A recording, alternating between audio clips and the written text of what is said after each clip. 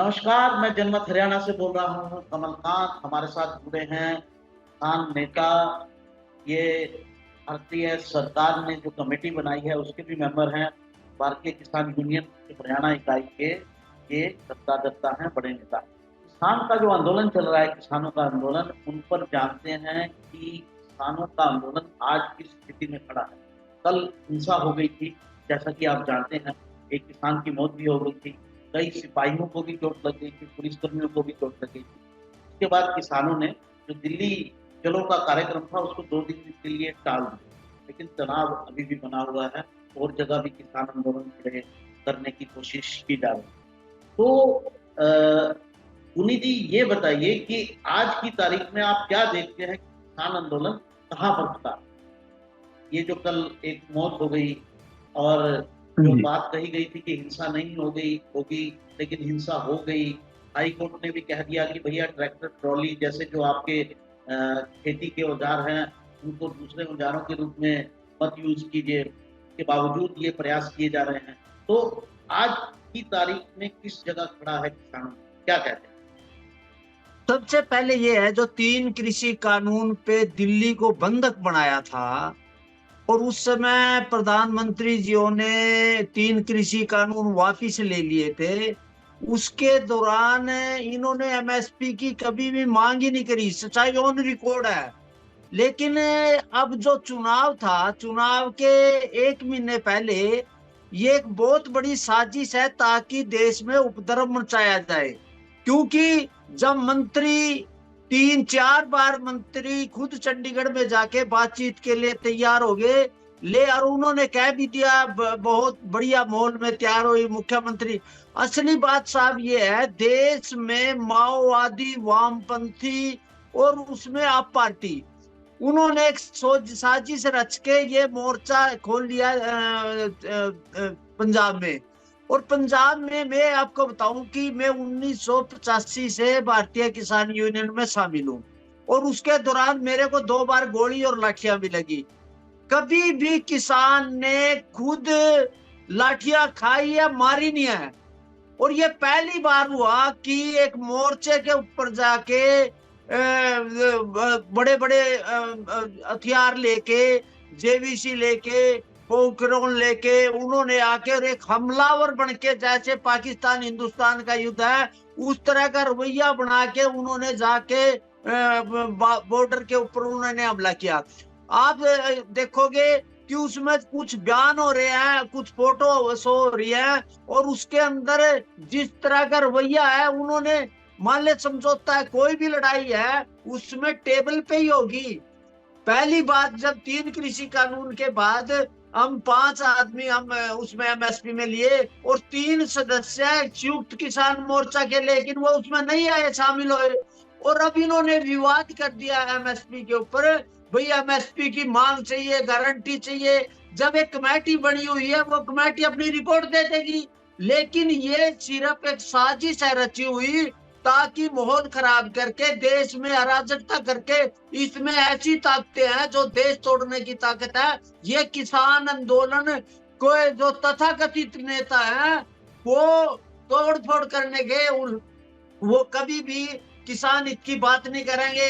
एक विवाद खड़े अब ये कर रहे हैं, देखो कितने दिन से अब ये सोच रहे हैं कि इसको पूरे महीने तक सरकार के खिलाफ, अब बात सरकार की, न सरकार तो पहले भी होगी, लेकिन किसान ने कभी भी इस तरह की रवैया नहीं लिखा है। क्योंकि ये जो अगवानी नेता है उनका रवैया ये है, देश में अराजकता फैलाई जाए, और ये किसान आंदोलन है ही नहीं।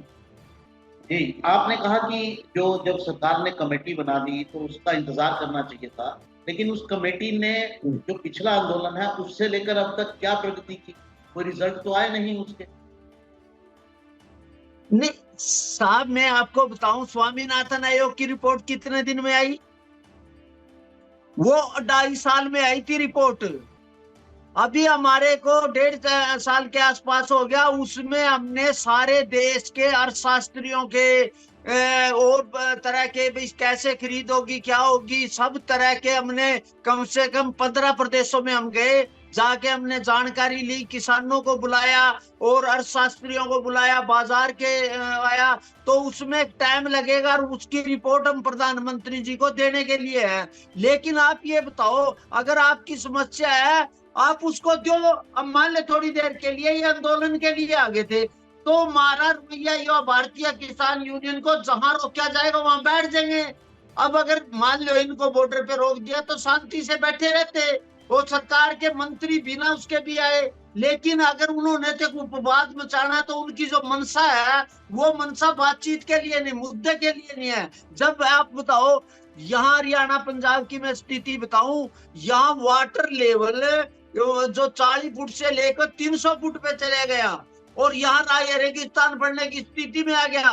तब ये फसल विविधीकरण का एक हमारे पास भी विषय है, उसमें क्या था कि फसलों का बदलाव किया जाए। उसमें 5 फसलें तय कर दी, जैसे 3 दाल की है और 1 मक्के की है और कपास की है, तो वो करें। लेकिन उसके बावजूद भी अगर कोई शरारते हैं, और भी सरकार से बात कर ली, लेकिन वो सरकार तो बातचीत करने की बजाय उन्होंने उत्पाद मचाना, किसान मुद्दे की बात ही नहीं है। अब क्यों नहीं सरकार से, जब सरकार निमंत्रण कर लिया कि आओ बातचीत करो, और ये बातचीत कर लिए तैयार नहीं, इसका मतलब तो ये है। हाई कोर्ट ने क्या कहा? हाई कोर्ट ने भी ये कहा कि आप शांति पूर्वक आप ट्रेन में बस में जाओ, बातचीत करो। और हाई कोर्ट ने ये भी कहा उसमें राजनीतिक बू आ रही है, ताकि ये इस तरह का मोल। मैं ये कह रहा कि किसान का रवैया आज तक का देश में कभी नहीं रहा, जैसा पंजाब बॉर्डर पे वो जा रहा। वो तो ऐसे सोच रहे जैसे देश के साथ लड़ाई है।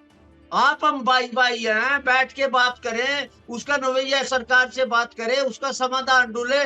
लेकिन अगर ऐसा पेपकॉन लेके और क्रेन लेके, अब आपने पता है कल वो क्या किया, जो पराली है उसमें मिर्ची डाल के, और किस तरह का उन्होंने, एक पुलिस वाले भी उसमें का वो है। लेकिन ये रवैया सही नहीं है। हम क्या कि बातचीत के अलावा अगर आपकी कोई समस्या है, सरकार से बात करो, मंत्रियों से बात करो, और बैठ के बातचीत करो। लेकिन अब बैठ की बजाय अब तो तरह तरह के तरीके ढूंढ रहे हैं कैसे भी इसको आगे बढ़ाया जाए।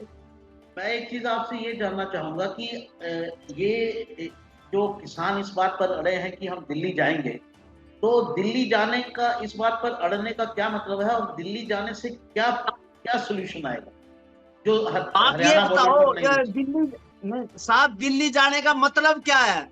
जब पूरा मंत्रालय आपके पास आया हुआ है, बातचीत करने के लिए आया हुआ, लेकिन आपको कि हम दिल्ली जाएं, दिल्ली का आपने देखा नहीं। इन्होंने 13 महीने में क्या किया? हरियाणा में कोई मंत्री संतरी नहीं आ सका, हेलीकॉप्टर नहीं उतर सका मुख्यमंत्री का, और दिल्ली को किस तरह से बंधक बनाया, दिल्ली को काला, वो आज भी लोगों को। अब पंजाब का जो बॉर्डर है उसमें ये क्या कर रहे हैं? उसमें क्या कोई अगर यही जाके दिल्ली में ये क्या करेंगे? देश अंतरराष्ट्रीय है, देश की एक छवि है, उस छवि को बिगाड़ना। अब मैं आपको बताऊं, कनाडा से क्या आ रहा, पोन्नू क्या कह रहा है, हमने तो पंजाब को जीत लिया, आगे जीतेंगे, और भी तरह के जो बयान आ रहे हैं। मैं ये कह रहे हैं, ये किसान के बयान नहीं हो सकते। किसान तो देश की, अच्छा सबसे बड़ी बात देखो, पूरे देश में जो पंजाब है वो सिरमौर है पूरे देश का, पगड़ी है पूरे देश की। उन्होंने देश में कुर्बानी करी, उनका सहयोग। आज क्या होगा? आज जिस तरह का इनका रवैया है, फिर तो धरने के लिए, बंधक बनाने के लिए, रेलें रोकने के लिए, पंजाब को बदनाम करने की साजिश है। ये जो रवैया है, जो ना देश के लिए रवैया सही है, ना यो किसान के लिए रवैया है, ना किसी और के लिए। इस तरह से आप बताओ, पूरे देश में शरद जोशी साहब ने, आपको याद होगा 1979 में उसका घेराव किया था राज्यपाल का, क्या कुछ हुआ? अब बड़े बड़े आंदोलन हुए, उसमें कभी इस तरह का रवैया होया। और लेकिन आज जो कुछ हो रहा है वो किसान मुद्दे की बात नहीं है, वो धर्म मचाने की बात है, वो देश की अवस्था फैलाने की बात है। आप बैठ के बात करो। जब मंत्री आ रहे हैं, केंद्रीय मंत्री आके, यहाँ दूसरे भी आ जाएंगे, लेकिन दिल्ली जाने की जो जद है, आपने पता तो 26 जनवरी को क्या हुआ था? तिरंगे का अपमान हुआ था। एक आदमी को उसकी गुरु ग्रंथ साहब की बदगी के लिए नंगा करके कत्ल करके लटा दिया गया था। इस तरह का जो काला इतिहास है, देश और दिल्ली चाहती है कि वो यहाँ इनको रोको, ये देश में अव्यवस्था फैलाए। आज क्या दिल्ली भी बंधक बनाई हुई है, पूरे जाम हुए देश में, ये सभी क्या हो रही है इसमें माओवादी। आप बताओ पहले दर्शन सिंह, अब कहाँ है दर्शन सिंह? उसने चाइना में, उसकी रिपोर्ट आई कि उसने चाइना से फंडिंग हुई। कल परसों ही चाइना से बयान आया कि सारा विपक्ष इकट्ठा होके मोदी सरकार को हटाओ। ये लड़ाई मोदी की थोड़ी है, किसान मुद्दों की लड़ाई है। कल को कांग्रेस के खिलाफ भी लड़े, दूसरी के खिलाफ लड़े, कोई भी सरकार होएगी। नॉन पॉलिटिकल का मतलब ये थोड़ा है कि आप उनके पुगे बनाओ। मैं ये जानना चाह रहा था आपसे कि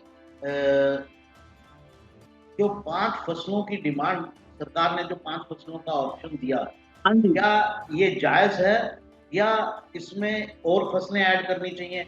और दूसरा सवाल मेरा इससे जुड़ा हुआ ये है कि क्या ये जो अल्टरनेटिव 5 फसलें उगाने की बात है, कुछ लोग कहते हैं जो आंदोलन के समर्थक हैं कि मान लीजिए दाल अगर हमने बो दी तो दाल की उपज इतनी होगी ही नहीं कि हमारी जो है वो उसमें लाभ मिल सके, क्योंकि दाल कम होती है, गेहूं और चावल जो है वो ज्यादा होता। साहब मैं आपको बताऊं, जो ये धान और गेहूं है उसके लिए किसान को मजदूरों के आत्महत्या करनी पड़ रही, क्योंकि एमएसपी जो है, एमएसपी किसानों की फसलों को लूटने का सबसे बड़ा यंत्र है। सर चौधरी चरण सिंह ने अपनी किताब में कहा था, इंडियन इकोनॉमी में कहा था कि एमएसपी अगर रहेगी तो किसान तो बर्बाद होगा, देश भी बर्बाद होगा। दूसरी बात मैं कहना चाहूं, पंजाब और हरियाणा के हालात ये है, यहाँ की भूमि बहुत बढ़िया है, वो किसी भी फसल वहां पैदा कर, गन्ना कर लो, कपास कर लो, दाल कर लो, कोई भी कार्य कर लो। उसके अंदर जो पंजाब और हरियाणा को बचाने के लिए पानी बचाना जरूरी है। आज जो पानी 40 फुट से लेके 300 फुट तक चला गया, अगर वो नीचे से पानी पीने की भी समस्या होगी। इसलिए देश में, और हमने भी हमारी जो कमेटी है उसमें जो नेचुरल फार्मिंग और प्राकृतिक खेती के बारे हमने ये कहा था कि फसलें हैं, फसलों में बदलाव किया जाए। बदलाव करने के कारण हमने कहा था कि भाई जी, मेरा सवाल ये है कि मान लीजिए किसान बदलाव तो कर लेता है, हम एक एग्जांपल लेते हैं कि आज वो साल भर में जो फसलें उगाता है उसमें वो 1 एकड़ में 1 लाख रुपया बचाता है, मान लीजिए, मैं उदाहरण दूं। अगर वो अल्टरनेटिव फसल उगाएगा, दाल उगाएगा, कपास उगाएगा, मक्का उगाएगा, जो सरकार कह रही है, तो क्या वो 1 एकड़ में 1 लाख रुपया कमा पाएगा? हमारे उदाहरण के अनुसार मैं ये कह रहा हूँ। बिल्कुल। आज दाल का रेट क्या है? जितनी भी दाल है वो 100 से 200 के आसपास है आज दाल की जो कीमत है। और दाल की जो आप है वो कम से कम 10 से 15 क्विंटल होगी। 10 से 15 क्विंटल अगर जो मौजूदा रेट है उस रेट में करेंगे तो वो तो 1 लाख से भी ज्यादा आएगी।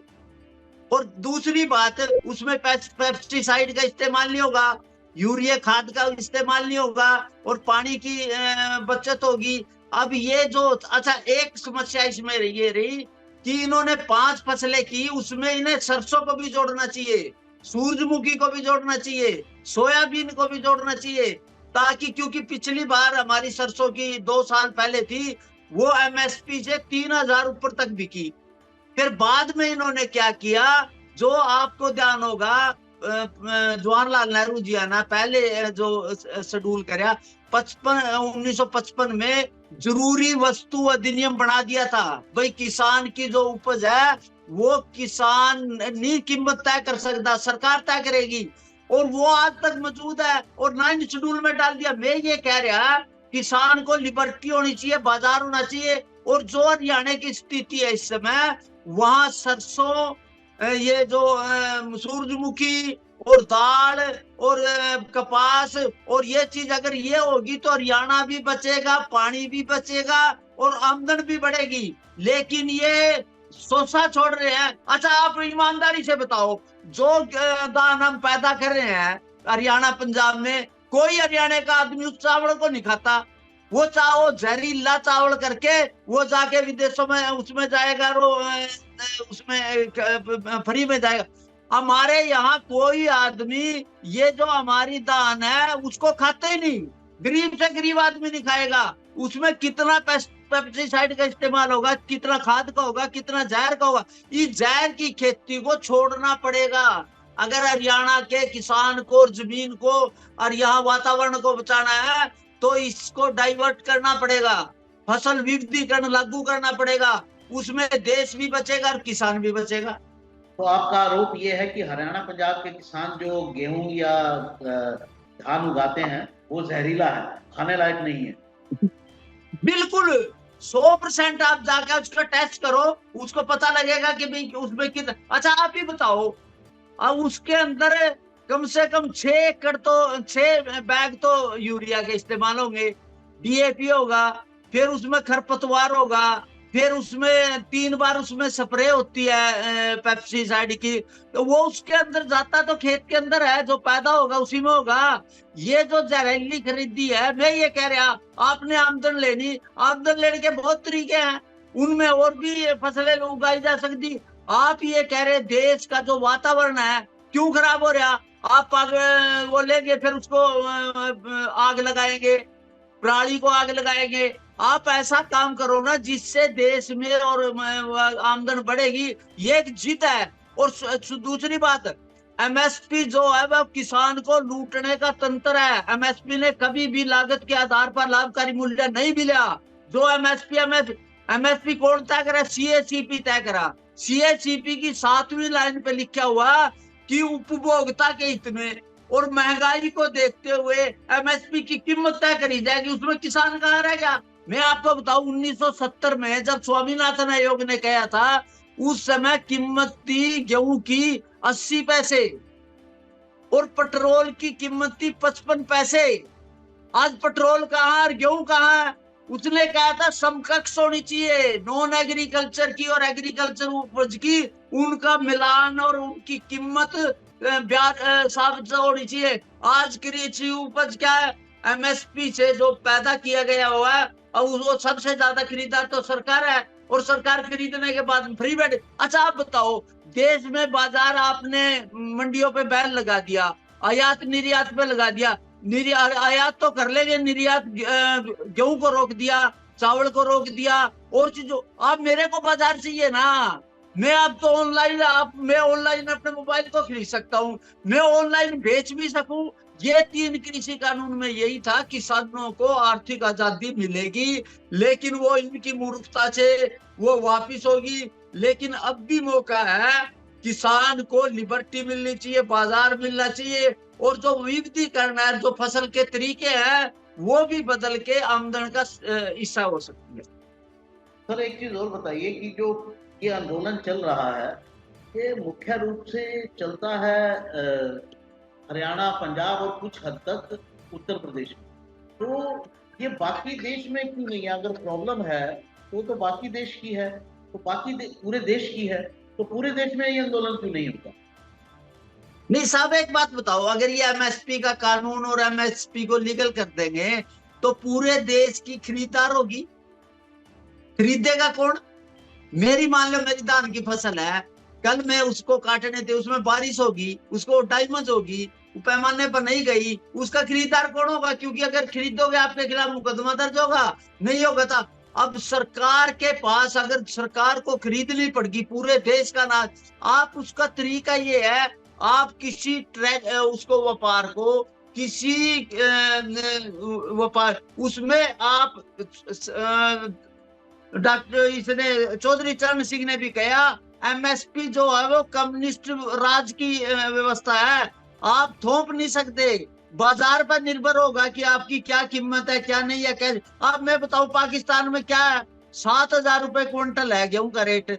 यूरोप में खाद्यान्न का संकट आ रहा, वहां अमेरिका में भी 5,000 रुपए की। आप किसान को रास्ता खोल लो, बॉर्डर खोल लो। लेकिन दूसरी बात, ये जो एमएस धान की फसल है और गेहूं की फसल है, इस गेहूं की फसल ले और ये आड़तियों कहाँ जाएगी? मंडी में जाएगी।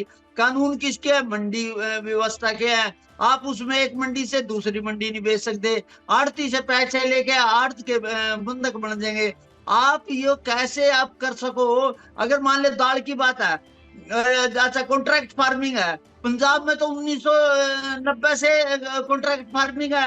कॉन्ट्रैक्ट फार्मिंग पे इनका जो तर्क है, जब सरकार कॉन्ट्रैक्ट कर रही है कि 5 सब्जियों के फसलों के और 2 जो दूसरी फसलें 7 फसलों के हम कॉन्ट्रैक्ट का भैया हम खरीदेंगे उसको।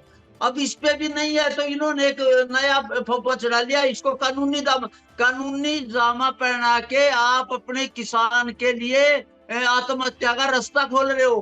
कोई खरीदार नहीं बनेगा, कोई उसका बाजार नहीं मिलेगा। मैं कहूँ बाजार खोलो।